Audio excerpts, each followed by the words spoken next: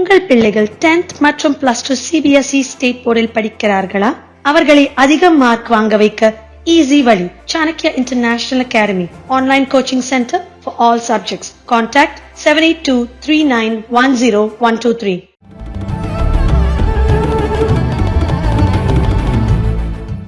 அனைவருக்கும் வணக்கங்கள். ஆசாதி கா அமிர்தோத்சவ், இந்தியா இண்டிபெண்டன்ஸ் வாங்கி 75 வருஷம் ஆனத நினைவூட்டி செலிப்ரேட் பண்ணிட்டு இருக்கோம் இந்த அமிர்த உற்சவத்தின் மூலமாக. சேட்லி இந்த கொரோனா வேவ் 2 வேவ் வந்ததுனால இதை பத்தி நம்மளால ரொம்ப ரியலைஸ் பண்ணி சந்தோஷமான சூழ்நிலையில நம்மளால இதை செலிப்ரேட் பண்ண முடியல. ஆனால் every cloud has a silver lining அப்படிங்கிற பழமொழி மாதிரி இந்த நோய் வந்த இந்த 2 வருஷத்தின் மூலமாக நமக்கு பல உண்மைகள் நம்ம கண் முன்னாடி நமக்கு தெரிஞ்சிருக்கு. ஆசாதி அப்படிங்கிறது இண்டிபெண்டன்ஸ் அப்படின்னு சொன்னாலும், அதாவது இந்த ஃபாரின் ரூல்ல இருந்து இண்டிபெண்டன்ஸ், யாருக்குமே இன்னொருவருடைய பராக்கிரமத்தின் கீழ் வாழ்வதுங்கிறது பிடிக்காது. ஆண் பெண்ணா இருக்கட்டும், இல்ல சாதி மதம் இனம் மொழி எது யாருக்குமே ஒருத்தவங்க பெரியவங்க இன்னொருத்தவங்க சின்னவங்கன்னு இருந்தா அந்த அந்த இன்டர்ஃபேஸ் பிடிக்காது, இன்னொருத்தர் கண்ட்ரோல்ல இருக்கிறது பிடிக்காது. அப்படிதான மனுஷங்க எல்லாருமே நோயிற்கு முன் சமமானவர்கள் அப்படிங்கறத கொரோனா ப்ரூவ் பண்ணிடுச்சு. ஆக இப்படிப்பட்ட கொரோனா மாத்திரம் இல்ல, மீதி எந்த நோய் ஆனாலும் நம்ம எல்லாருக்கும் we want to get independence. அதுக்கு ஒரு அமிர்த உற்சவம் தான் நமக்கு தேவை அப்படிங்கறத இந்த கொரோனா நோயும் நமக்கு புரிய வைத்துள்ளது. இந்த சில்வர் லைனிங்கா நமக்கு இந்த 2 years ஆஃப் கொரோனா வேவோடைய எண்ட் மாதிரி GCTM, அதாவது global centre for traditional medicine அப்படிங்கிற இன்ஸ்டிடியூட்டை வேர்ல்டு ஹெல்த் ஆர்கனைசேஷன் இந்தியால முதன்முறையா தொடங்க போறாங்க. அது ஜாம் நகர்ல குஜராத்ல நடந்திருக்கு. They've already set the interim office அப்படிங்கறத நம்மளோட சென்ட்ரல் கவர்மெண்ட் நியூஸ் மூலமா தெரிவிச்சிருக்காங்க. 2020 doctor Tedros of the world health organisation அவர் சொன்ன அக்ரிமெண்ட்டுக்கு ஏத்த மாதிரி இந்த interim office for global centre for traditional medicine set பண்ணிருக்காங்க. இது ஒவ்வொரு பாரம்பரிய மருத்துவரும் பாரம்பரிய மருத்துவத்தை ஃபாலோ பண்ணிட்டு வர இந்த ஹெல்த் சீக்கர்ஸ், பேஷண்ட்ஸ், அது மாத்திரம் இல்ல, allopathy doctors, every Indian, every person, every human being should be proud of this moment. ஏன்னா this is the first of its kind and the only of its kind. Traditional medicine அப்படிங்கிற பாரம்பரிய மருத்துவம் இந்தியாவிற்கு மாத்திரம் சொந்தமானது கிடையாது. சைனால இருக்கு, ஆஸ்திரேலியால இருக்கு, யூரோப்ல பல கண்ட்ரீஸ்ல இன்னும் பிராக்டிஸ் பண்ணிட்டு இருக்காங்க, லண்டன்ல இருக்கு, அமெரிக்கால, சவுத் அமெரிக்கான்னு, ஆப்பிரிக்கால எல்லா இடத்துலயும் இருந்தாலும் நம்ம தான் பல ஆயிரக்கணக்கான வருஷமா இது சிஸ்டமேட்டிக்கா நம்ம இத ஆர்கனைஸ்டா நம்மளுடைய நூல்கள் தான் இதற்கு சாட்சி இருந்து, இப்ப சைனாலயும் அதே மாதிரி நூல்கள் இருக்கு அப்படின்னாலும் they are not ready to share it with other countries. நம்ம அலோபதி மெடிசன், வேக்சின் ஆகட்டும், HCQ ஆகட்டும், அதை முதல்லயே நம்ம தர்மமாக எல்லா கண்ட்ரீஸ்க்கும் நம்ம எடுத்து சென்றோம். அதே மாதிரி பாரம்பரிய மருத்துவத்தையும் நம்ம 75 கண்ட்ரீஸ்ல ஏற்கனவே ஆயுஷ்கான ஆபீசஸ் நம்ம ஏற்கனவே செட் பண்ணிட்டோம். யோகா வேர்ல்டு இன்டர்நேஷனல் யோகா டே இப்ப செலிப்ரேட் பண்ணிருக்கோம். லாஸ்ட் இயர் யூஎஸ்ல அந்த டைம் ஸ்கொயர்ல எல்லாரும் சேர்ந்து யோகா அந்த பப்ளிக் பிளேஸ்ல பிராக்டிஸ் பண்ணும்பொழுது ரொம்ப பெருமையா இருந்தது. அதே மாதிரி நம்ம ஊர்ல தான் இந்த ட்ரெடிஷனல் மெடிசனுக்கு ஒரு சென்டர் வந்திருக்கு அப்படிங்கிறதுக்கு நம்ம ரொம்ப சந்தோஷப்படணும். ஏன்னா நம்ம ரொம்ப ஆர்கனைஸா பல 1000 வருஷமா இதை வந்து சேவ் பண்ணி ப்ரொடெக்ட் பண்ணி and இதை we are open to share it with other countries unlike China அப்படிங்கிறது தான் இதுல ரொம்ப ரொம்ப முக்கியமான விஷயம். இதோடைய salient features என்ன சொல்றாங்கன்னா, அதாவது joint task force already set பண்ணிட்டாங்க. There are Ayurveda Siddha doctors இந்த task force. Government of India உடைய ரெப்ரசன்டேட்டிவ்ஸ் இந்த வேர்ல்ட் ஹெல்த் ஆர்கனைசேஷனோட ஒர்க் பண்ணிட்டு இருக்கேன்னு சொல்றாங்க. இன்டரிம் ஆஃபீஸ் செட் பண்ணியாச்சு. They are going to generate evidence from herbal medicines. Artificial இன்டெலிஜென்ஸை எப்படி ட்ரெடிஷனல் மெடிசனுக்குள்ள கொண்டு வரணும் அப்படிங்கறத பத்தியும் அனாலிசிஸ் பண்ண போறேன்னு சொல்லியிருக்காங்க. இதை விட ரொம்ப ரொம்ப முக்கியமா என்னன்னா, மெம்பர் கண்ட்ரீஸ் இருக்காங்க இல்லையா வேர்ல்ட் ஹெல்த் ஆர்கனைசேஷன்ல, யூரோப், யூஎஸ் எல்லா கண்ட்ரீஸ் இருக்காங்க இந்த வேர்ல்ட் ஹெல்த் ஆர்கனைசேஷன். இந்த மெம்பர் கண்ட்ரீஸ்ல எப்படி ட்ரெடிஷனல் மெடிசனுக்கான செட்டப்பை நம்ம கொண்டு வர முடியும், எப்படி காலேஜஸ் செட் பண்ண முடியும், எப்படி பார்மசூட்டிக்கல் கம்பெனிஸ் எல்லாம் நம்ம செட் பண்ண முடியும் அப்படிங்கிறதுக்கும் பாலிசி ஷேப் பண்றதுக்கும் இந்த GCTM ஹெல்ப் பண்ணும் அப்படின்னு சொல்லியிருக்காங்க. இது வந்து ரொம்ப அற்புதமான ஒரு முயற்சி. ஏனென்றால் சித்தா ஆயுர்வேத மருத்துவம் இந்தியாவோட நிக்காம எப்படி உலக நாடிற்கு கொண்டு செல்ல முடியும் அப்படிங்கிறதுக்கு ஒரு ஆர்கனைஸ்டு சென்டர் மூலமா, பாலிசி மூலமா, கவர்மெண்ட் மூலமா போகுதுங்கிறது ரொம்ப ரொம்ப அப்ரிஷியேட் பண்ண வேண்டிய விஷயம். ஆக this is how we are going to go. இதுல நிறைய ப்ரோஸ் அண்ட் கான்ஸ் இருக்கு நமக்கு தெரியும். ஏனென்றால் குளோபலைசேஷன் அப்படின்னாலே ஒரு பிசினஸ் மோடுக்குள்ள போறோம். ஸோ இந்த பிசினஸ் மோடுக்குள்ள போகும்போது ஃபார்மா கம்பெனிஸ் இதுக்குள்ள வர வாய்ப்பு இருக்கு. Pharma companies already have taken enough blame. Allopathy மெடிசன்ல நம்ம நிறைய பிளேம் பண்ணிட்டு இருக்கோம். அவங்களால தான் மருந்து விலையெல்லாம் அதிகமாச்சு. டாக்டர்ஸ் அண்ட் ஃபார்மா கம்பெனிஸ்குள்ள நெக்ஸஸ் இருக்கு அப்படின்லாம் சொல்றோம். ஸோ இந்த மாதிரி நெக்ஸஸ்குள்ள நம்மளோட ட்ரெடிஷனல் மெடிசனும் போகாமல் இருப்பதற்கு நம்ம வழிமுறைகள் இந்த பாலிசிஸ்லேயே நம்மளால பார்க்க முடியுமான்னு நம்ம we have to look into it. அடுத்த ஒரு பெரிய டிஸ்அட்வான்டேஜ், ஹெர்பல் மெடிசன்னாலே நம்ம பாரம்பரிய மருத்துவர்கள் ஒரு முழு செடியோ ஒரு முழு வேறையோ நம்ம கொடுப்போம். ஆனா இந்த பார்மா கம்பெனிஸ் எல்லாருமே அவங்களுடைய நோக்கம் அதுலேருந்து ஒரு கெமிக்கலை மாத்திரம் பிரித்து, இப்ப ஆர்டிமிஷியம் வல்காரிஸ்னா ஆர்டிமிஷியன் மாத்திரம் எடு, ஜிஞ்சிபரின் மாத்திரம் அந்த ஜிஞ்சிபர் இஞ்சில இருந்து எடு, அது மாத்திரம் தான் அந்த கிருமி மேல ஆக்ட் பண்ணும் அப்படிங்கிறது அவங்களுடைய concept. That is not traditional medicine. Traditional medicine is something else இல்லையா? சோ அந்த ஆஸ்பெக்ட் அதை எப்படி நம்ம ஜஸ்டிஃபை பண்ண போறோம், அந்த ஜஸ்டிபிகேஷன் தேவையா அப்படிங்கிற ஆராய்ச்சிகளும் ரொம்ப ரொம்ப முக்கியம். இன்னொன்னு என்னன்னா, ட்ரெடிஷனல் மெடிசன் வந்து ஹியூமர் பேஸ்டு தெரப்பி, வாத பித்த கஃபம் அப்படின்னு சொல்றோம் இல்லையா? இந்த ஹியூமர் எல்லாம் நம்ம நாடி மூலமா பார்த்துட்டு இருக்கோம். இதெல்லாம் நம்ம எப்படி இதுக்கு ஒரு சயின்டிபிக் உரு கொடுக்க முடியுமா? இந்த ஆர்டிபிஷியல் இன்டெலிஜென்ஸ், கம்ப்யூட்டர்ஸ் இவங்களெல்லாம் வச்சுட்டு இந்த பேசிக் ரிசர்ச் இன்டு ஹியூமன் பாடி எப்படி ஒரு ஆயுர்வேதா சித்த மருத்துவர் அந்த உடலை அணுகுகிறார், அந்த சித்தாந்தத்திற்கு ஒரு உரு கொடுக்க முடியுமா? அதை வச்சு நம்ம மெக்கானிசம்ஸ் கொண்டு வர முடியுமா? இப்ப சுகர் டெஸ்ட் பண்ற மாதிரி ஏதாவது மிஷின் போட்டு வாதம் என்ன, பித்தம் என்ன, கஃபம் என்னன்னு கண்டுபிடிக்க முடியுமா? இந்த மாதிரி ஆஸ்பெக்ட் குள்ள நம்ம போனோம்னா ரொம்ப ரொம்ப யூஸ்ஃபுல்லா இருக்கும் இந்த ட்ரெடிஷனல் மெடிசன் பிராக்டிசஸ்க்கு அப்படிங்கறத நம்ம மறந்து விட வேண்டாம். சோ உலக அளவுல நம்ம ட்ரெடிஷனல் மெடிசனுக்கான ஹாஸ்பிட்டல்ஸ் அண்ட் காலேஜஸ் நம்ம ஆரம்பிக்க போறோம் அப்படிங்கிறதுக்கு முன்னாடி இந்தியால எவ்வளவு ஆயுர்வேதா காலேஜஸ், சித்தா காலேஜஸ் இருக்குன்னு நம்ம பார்ப்போம். இந்தியால 273 ஆயுஷ் காலேஜஸ் இருக்குன்னு சொல்றாங்க. 595 அலோபதி காலேஜஸ் இருக்கு. இப்ப 2025 14 எய்ம்ஸ் இன்ஸ்டிடியூட் ஆரம்பிக்க போறாங்க. எத்தனை ஆயுர்வேதா, எத்தனை சித்தா இன்ஸ்டிடியூட் எய்ம்ஸ் மாதிரி நம்ம ஆரம்பிக்க போறோம்?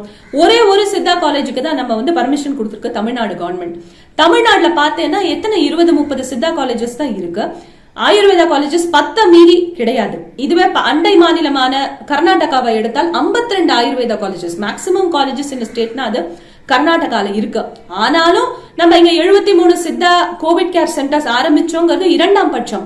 டாக்டர் பேஷண்ட் ரேஷியோவே ரொம்ப ரொம்ப கம்மியா இருக்கு தமிழ்நாடுல. 20,000 சித்தா டாக்டர்ஸ்னா இப்ப அதுலயும் ஸ்பெஷலைசேஷன் போயிடும். சில பேர் ஜெனரல் மெடிசன், சில பேர் ஃபீமேல் மெடிசன் கைனகாலஜி பண்ணுவாங்க, சில பேர் கண்ணு பார்ப்பாங்க, சில பேர் சர்ஜரி பண்ணுவாங்க, சில பேர் பீடியாட்ரிக்ஸ் பண்ணுவாங்க. ஆக ஒரு ஜெனரல் மெடிசன் இந்த மாதிரி ஒரு எபிடமிக் வரும்போது இந்த ஜெனரல் மெடிசன் பிராக்டிஷனர்ஸ் தான் ரொம்ப ரொம்ப முக்கியமானவர்கள். இதே பிரச்சனை அலோபதியிலும் இருக்கு. ஆயுர்வேதா ஆயுஷ் டாக்டர்ஸ் டோட்டலா 7 லட்சம் பேர் இருக்கு அப்படின்னு சொல்றாங்க. அலோபதி டாக்டர்ஸ் டோட்டலா இந்தியால கிட்டத்தட்ட 12.5 லட்சம் பேர் இருக்கு அப்படின்னு சொல்றாங்க. இதுலயும் 3.5 லட்சம் பேர் ஸ்பெஷலிஸ்ட் அப்படிங்கிறாங்க. சோ இந்த ஸ்பெஷலைசேஷன் பீடியாட்ரிக்ஸ், ஆப்ஸ்டெட்ரிக்ஸ், சர்ஜரின்னு போச்சுன்னா general medicine practitioners to approach to understand and epidemic வந்து ரொம்ப ரொம்ப கம்மியா இருக்கு. இதுதான் நமக்கு இந்த கொரோனா நோய் போது பிரச்சனையாச்சு. எல்லாரையும் ஸ்பெஷலிஸ்ட், கார்டியாக்கும் ஸ்பெஷலிஸ்ட் கிட்ட போய் கொரோனா நோய் சரி பண்ணனா எப்படி சரி செய்ய முடியும்? ஆக இது ஒரு பெரிய டிஸ்அட்வான்டேஜ். ஒரு டாக்டர் 1000 பேஷண்ட்டுக்கு இருக்காங்க வேர்ல்ட் ஹெல்த் ஆர்கனைசேஷன் ஸ்டாண்டர்ட் பிரகாரம்.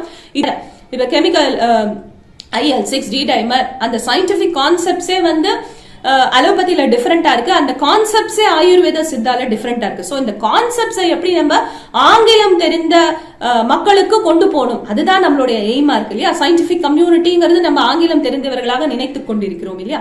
சோ எப்படி நம்ம இவங்கள அந்த குவாலிட்டி ரிசர்ச் ஆளுங்க, குவாலிட்டி சித்தா ஆயுர்வேத டாக்டர்ஸ் உருவாக்க போறோங்கிறது ஒரு பெரிய கேள்விக்குறி. இதனை நம்ம சரியா அட்ரஸ் பண்ணிட்டோம்னா நம்ம இந்தியா லெவல்ல அடுத்த லெவல் நம்ம த்ரூ த வேர்ல்டு நம்ம போறதுக்கு நமக்கு தயாரா ஒரு செட் ஆஃப் டீம் இருப்பாங்க நம்ம கிட்ட அப்படிங்கறது நம்ம மறந்துட வேண்டாம். இப்ப பட்ஜெட் அலோகேஷன் எடுத்துக்கலாம். இந்த பட்ஜெட்ல கூட allopathy medicine, main stream medicine அதுதானே இந்த கண்ட்ரியை சப்போர்ட் பண்ணிட்டு இருக்கு.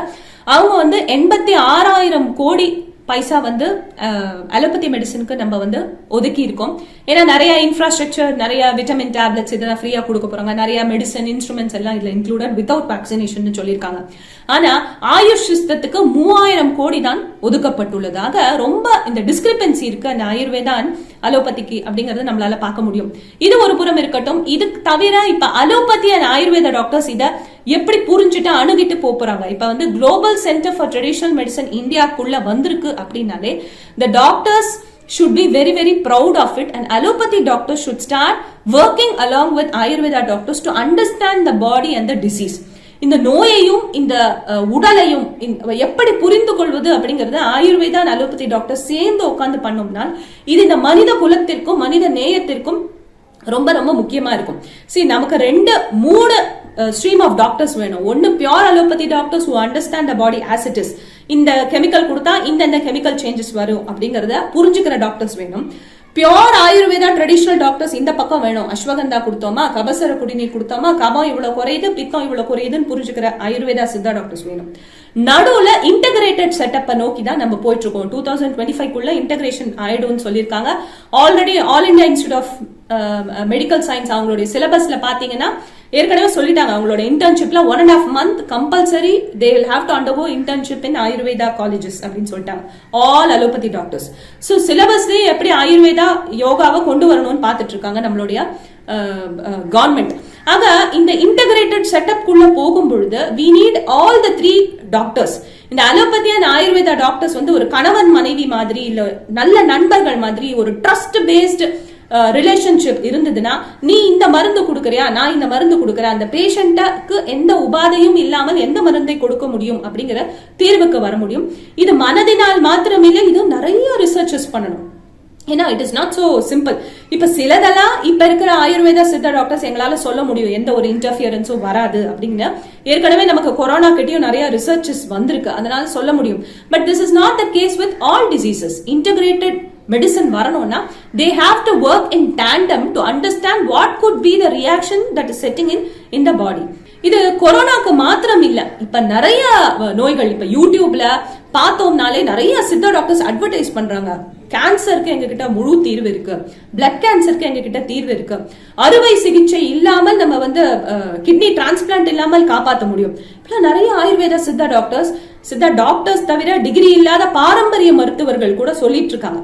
ஆக இவங்க கிட்ட விஷயம் இல்லாம சொல்ல மாட்டாங்க. அது government can set up committees to meet these doctors. அவங்க கிட்ட என்ன டேட்டா இருக்குன்னு வாங்கிட்டு இந்த டேட்டா ஒர்க் ஆகுதான்னு டெஸ்ட் பண்ணிட்டு அந்த டாக்டர் இந்த மருந்தை கண்டுபிடிச்சிருக்காருன்னா அவருக்கு ஒரு மரியாதைக்கு ஒரு பேட்டன்சியோ இல்ல ஒரு ரைட்டோ, இந்த மெடிசன் நாங்க யூஸ் பண்ணிக்கிறோம், உங்களுக்கு லைஃப் டைம்க்கும் இந்த மருந்து யூஸ் பண்றதுக்கான ரைட்ஸ் இருக்கு அப்படின்னு சொல்லிட்டோம்னா doctors will be ready to share their information. இப்பயும் doctors they are ready to share the information தான். ஆனா அந்த மாதிரி ஒரு செட்டப் நம்ம வைக்கல. இது என்னன்னா ஒரு ரெடிமேட் மேகி நூடுல்ஸ் மாதிரி இருக்கு.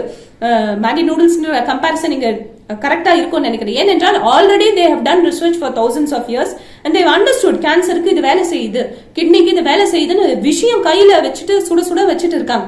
சோ அதை அப்படியே நம்ம எடுத்து ஒரு ரிசர்ச் ப்ரோக்ராம் பண்ணிட்டு இந்த மருந்து ஆக்டிவ்னா எவ்வளவு ரிசர்ச்க்குன்னு பல ஆயிரக்கணக்கான கோடிக்கணக்கான பைசாவை நம்ம செலவழிக்கிறதுக்கு பதில் இந்த டாக்டர்ஸை ரெகக்னைஸ் பண்ணிட்டு அவங்களுக்கு கொஞ்சம் பைசா கொடுத்துட்டு வர மாதிரி பண்ணிட்டோம்னா it will be a huge advantage for not just the traditional medicine doctors but also the society. இந்த பாரம்பரிய மருத்துவத்துடைய பிராக்டிஸ் நம்ம பார்த்தோம்னா எல்லா country which has a history of civilization அவங்க எல்லாருக்குமே இருக்கு. எல்லா மனுஷனுக்கும் ஹெர்ப்ஸ் இருக்குன்னா அந்த ஹெர்ப்ஸை எப்படி யூஸ் பண்ணணுங்கிற ஐடியா இருந்திருக்கு. ஆப்பிரிக்காலையும் அந்த ட்ரெடிஷனல் மெடிசன் இருந்திருக்கு. எபோலா வைரஸ் போது அவங்க ட்ரை பண்ணிருக்காங்க. கொரோனா போதும் இந்த ஆர்டிமிஷியம் வல்காரிஸ் வந்து ட்ரை பண்ணிருக்காங்க. பட் நம்ம இந்தியா மாதிரி ஒரு ஆர்கனைஸ் சிஸ்டம் கிடையாதுங்கிறது தான் உண்மை. அமெரிக்காவா இருக்கணும், they are all called as healers, herbal practitioners, herbalist அப்படின்னு சொல்லுவாங்க. இப்ப இந்தியால தான் நம்மளால பஞ்சகர்மா ப்ரொசீஜர்லாம் லீகலா பிராக்டிஸ் பண்ண முடியும். இதெல்லாம் நீங்க போய் லண்டன்லயோ இல்ல வேற சவுத் ஈஸ்ட் ஏஷியன் கண்ட்ரீஸ் இல்ல துபாய் இந்த மாதிரி கண்ட்ரீஸ்ல எல்லாம் பஞ்சகர்மா ப்ரொசீஜர்ஸ்ல நம்மளால லீகலா பிராக்டிஸ் பண்ண கூட முடியாது. சோ இதெல்லாம் எப்படி நம்ம கொண்டு போக முடியும் அப்படிங்கறத இந்த ஜிசிஎம் பாக்கும் அப்படின்னு நம்ம நம்பலாம். சோ இதுல வந்து every Indian should feel proud including all allopathy doctors. First வந்து இந்த இந்தியன் மெடிசன் இந்த சென்டர் ஆரம்பிச்சிருக்குங்கிறத பத்தி பெருமை பண்ணணும்னு நினைக்கிறேன்.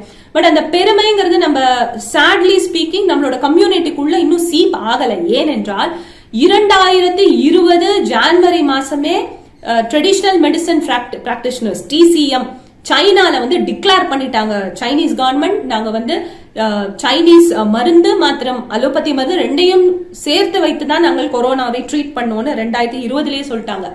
ஆனா நம்ம இந்தியன் கவர்மெண்ட் எத்தனை ஸ்டெப்ஸ் எடுத்தோம், எவ்ரி டைம் நம்ம கொண்டு வரும்பொழுது ஐஎம்ஏ வந்து இது ஒரு தடைக்கல்ல இருக்கு. ஐஎம்ஏ என்ன சொல்றாங்கன்னா நாங்க ஒத்துக்கிறோம் உங்க ஆயுஷ் மருந்துகளுக்கு வந்து வேல்யூ இருக்கலாம், ஆனா நீங்க அது சரியான சயின்டிபிக் ப்ரொசீஜர் எவிடன்ஸ் கொடுத்தாதான் நாங்க அக்செப்ட் பண்ணிப்போம் அப்படிங்கிற ஒரு ஆர்குமெண்ட்லயே ரொம்ப கெட்டியா இருக்காரு நம்ம டாக்டர் ஜெயாலால். அவரும் தமிழர் தான். சோ இது அவ்வளவு ஈஸியான ஆர்குமெண்ட் கிடையாது. அவருக்கே தெரியும் இது வந்து ஒரு நியாயமற்ற ஆர்குமெண்டா இருக்கும்னு கூட. இப்ப எடுத்துக்காட்டு இப்ப நம்ம டாக்டர் சுதா சேஷியன் மேடம் இருந்தாங்க, எவ்வளவோ வீடியோஸ்ல ஹெர்ப்ஸ் எல்லாம் நீங்க உங்களோட இம்யூனிட்டியை சப்போர்ட் பண்றதுக்கு யூஸ் பண்ணுங்கன்னு சொல்லிட்டு இருக்காங்க. அவங்களும் எம்ஜிஆர் மெடிக்கல் யூனிவர்சிட்டில இருந்து ரிட்டையர் ஆன professor. She was the head of the director of the place இல்லையா. So she has also told that. So இதே அலோபதி செட்டப் குள்ளதான் ஆயுர்வேதா சித்தா மெடிசன்ஸ் உடைய சயின்டிபிக் ரிசர்ச்சஸ்லாம் வரும் பொழுது இதே அலோபதி செட்டப்ல இருக்கிற நல்ல பெரிய ட்ரக் லாபி இருக்கிற இந்த ஐஎம்ஏ மாதிரி ஆர்கனைசேஷனல் ஹெட்ஸ் வந்து பாரம்பரிய மருத்துவத்தை சரியா ஊக்குவிக்காமல் இருக்கும் பொழுது அது மக்களிடையே சரியான செல்வாக்கை பெறாது அப்படிங்கிற எண்ணம் தான் தோன்றுகிறது. இன்னொரு பிரச்சனை இப்ப எடுத்துக்காட்டுக்கு நம்மளுடைய சென்ட்ரல் கவர்மெண்ட் வந்து சரக் ஷபத் அப்படின்னு ஒண்ணு கொண்டு வர பாக்குது. அது கேள்விப்பட்டிருக்கீங்களா தெரியல, இல்லாட்டி நான் சொல்றேன்.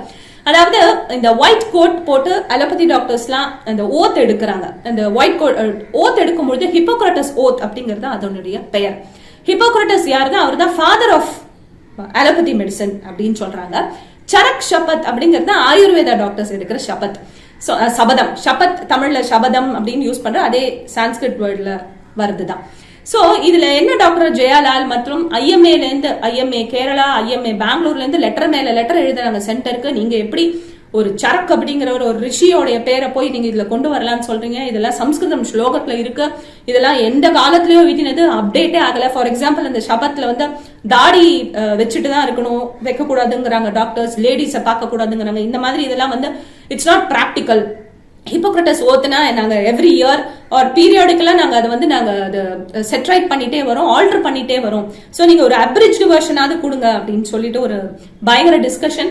Doctor Jayalal is against introducing Charak Shapath for allopathy doctors as it means you are trying to integrate medicine அப்படின்னு ஃபீல் பண்றாரு.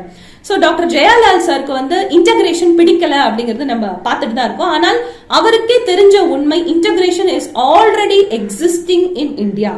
அலோபதி டாக்டர்ஸ் எத்தனை பேர் பிரிஸ்கிரிப்ஷன்ல அலார்சின் உடைய மருந்துகள், பாங்ஷில், ஃபோர்டேஜ், அந்த மாதிரி லெப்டனன், இதெல்லாம் எத்தனை அலோபதி டாக்டர்ஸ் எழுதுறாங்க, அது எல்லாருக்கும் தெரிஞ்ச உண்மை. டாபருடைய எத்தனை அஸ்வகந்தா போயிட்டு இருக்கு எல்லாருக்கும் தெரிஞ்ச உண்மை. இப்ப அப்பலோ மெடிக்கல் ஹாஸ்பிட்டல் இருக்கு இல்லையா, அவங்களுடைய பார்மசி த்ரூ அவுட் இந்தியா இருக்கு.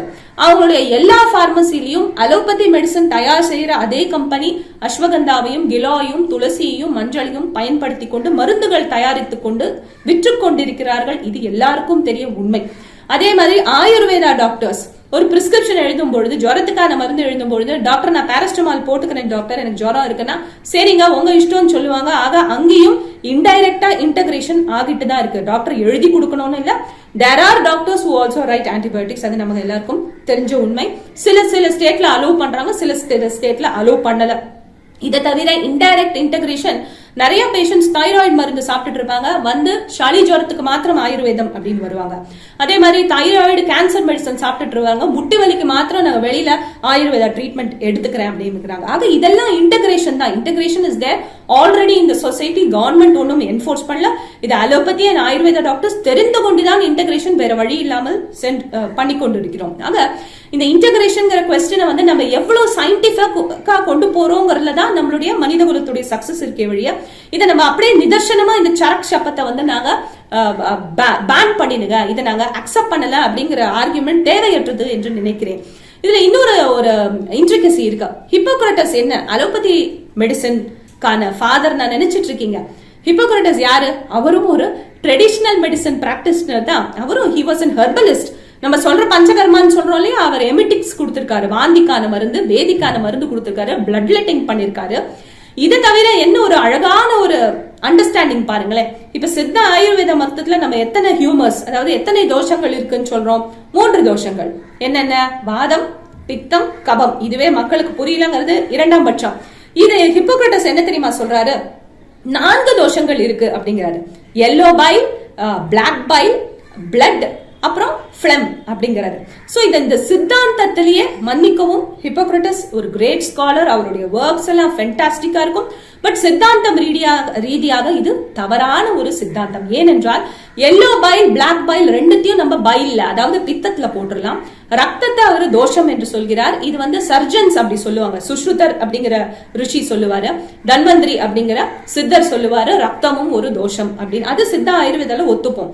அடுத்தது வந்து வாதத்தை இவர் ஒரு தோஷமாகவே எடுத்துக்கொள்ளவே இல்லை. கண்ணுக்கு தெரியாத புலப்படாத ஒரு தோஷத்தை அவரால் ஆகாசம் தத்துவத்திலிருந்து வருகிறது அல்லவா, இதனை அவரால் தோஷமாக ஏற்றுக்கொள்ள முடியவில்லை. இதனை கொள்ளாமல் போனதுதான் காரணமாக இருக்கும் இந்த ஹிப்போக்ரட்டஸ் அவர் ப்ரப்போஸ் பண்ண மெடிசன் டெவலப் ஆகாம போகிறதுக்கு. சோ எதுக்கு ஒரு டெவலப்பே ஆகாம போன ஒரு மெடிசனை கண்டுபிடிச்சவரை நம்ம அவருடைய ஓத்து எடுத்துக்கணும். வித் ஆல் டியூ ரெஸ்பெக்ட், இத்தனை நாள் நம்ம ஹிப்போக்ரட்டஸ் ஓத்து எடுத்திருக்கோம், ஏன் நம்ம சரக் ஷபத் எடுக்க கூடாது? சரக்கர் அப்படிங்கிறவர் ஒரு சான்ஸ்கிரிட் மகரிஷின்னு அதுக்கு ஒரு பூதாகரமா நம்ம ஒண்ணும் பண்ண வேண்டாம்னு தோணுது. ஏனென்றால் சரக்கர் என்றால் பதஞ்சலி, தமிழ்ல சொல்றோம் இல்லையா, சித்தர், அவருடைய இன்னொரு பேர் தான் சரக்கர். தமிழ்ல அவர் தமிழ் நூல்களை எழுதி வைத்திருக்கிறார், சம்ஸ்கிருதத்தில் அவர் சம்ஸ்கிருத நூல்களை எழுதி வைத்திருக்கிறார். அகத்தியர் மாதிரி தான், அகத்தியர் தான் ஃபுல்லா தமிழ்ல எழுதி வச்சிருக்காரு. அவர் சான்ஸ்கிரிட்ல போய் ரிக்வேதத்திலையும் அவருடைய எழுதி வச்சிருக்காங்க. இந்த ரிஷி முனிகள் எல்லாம் தமிழ் மொழிக்கு அப்பாற்பட்டவர்கள். இவர்கள் சான்ஸ்கிரிட்டும் தெரியும், தமிழும் தெரியும். இந்த காலத்துல வந்தா இங்கிலீஷும் எழுதுவாங்க, அவங்களுக்கு பிடிச்ச லாங்குவேஜ் எது வேணாலும் கத்துப்பாங்க. அவங்க மனித குலத்துக்கு சரியான மருந்துகளை எடுத்து செல்ல வேண்டும் என்பது மாத்திரமே அவர்களுடைய எய்ம். ஆக இந்த சரக் ஷபத்தை இன்க்ளூட் பண்றதுக்கு நம்ம எந்த ஒரு ஹெசிடேஷனும் வேண்டாம். ஹிப்போக்ரட்டஸோட எந்த ஒரு ஹர்பும் இந்த வேர்ல்டுல இந்த கொரோனாக்கு உதவியாக இருந்ததா ஒரு சயின்டிபிக் ப்ரூஃப் கூட நம்மளால காட்ட முடியாது. ஆனா இந்தியால 150 சித்தா ஆயுர்வேதா ஸ்டடிஸ் ரிசர்ச்சஸ் நடந்திருக்கு. 40-50 பேப்பர் ஆல்ரெடி நம்ம பப்ளிஷ் பண்ணிட்டோம். நம்மளுடைய அஸ்வகந்தாவும் நம்மளுடைய அமுக்கராங்கிழங்கும் நம்மளுடைய சீந்தல் கொடியும் தான் நம்மை காப்பாற்றி இருக்கு, இம்யூனிட்டியை நமக்கு இம்ப்ரூவைஸ் பண்ணிருக்கு. அப்படிங்கிற அந்த ஒரு எண்ணத்திற்காகவாது நம்ம சரக் ஷபத் எடுத்துக்கொண்டோமே ஆனால் அடுத்து வரும் தலைமுறைகள் இந்த ஆயுர்வேத சித்த மருத்துவத்தை எபிடமிக் என்று சொல்லப்படும் இந்த மாதிரி ஒரு பெரிய ஜனபதோத்வம்சம் வரும் பொழுது முன்னோக்கி ஒரு ஹோப் இருக்கு இல்லையா, every cloud as silver lining. இந்த ஜிசி, இந்த குளோபல் சென்டர் ஆஃப் ட்ரெடிஷனல் மெடிசனும் இந்த சித்த ஆயுர்வேத மருத்துவம் நம்மளுடைய அடுத்த ஜெனரேஷனுக்கு என்றும் ஹோப்பாக இருக்கும் அப்படிங்கறதையும் நம்மளுடைய டாக்டர் ஜெயாலால் மறந்துட வேண்டாம். Wish you all healthy days ahead. இந்த டைம்ல ஒரு பிளட்ஜ் நம்மலாம் எடுத்துக்கணும்னு நான் ஆசைப்படுறேன். என்ன தெரியுமா அந்த பிளட்ஜ்? நான் இந்திய பாரம்பரிய மருத்துவத்தை நினைத்து பெருமிதம் கொள்கிறேன். அந்த மருத்துவத்தை நான் என்றும் பேணி பாதுகாப்பேன். யாருக்கெல்லாம் இன்ட்ரெஸ்ட் இருக்கோ என் கூட சேர்ந்து அந்த பிளட்ஜ் எடுத்துக்கோங்க. I am proud of India's rich and varied medical heritage. I shall strive to nurture it.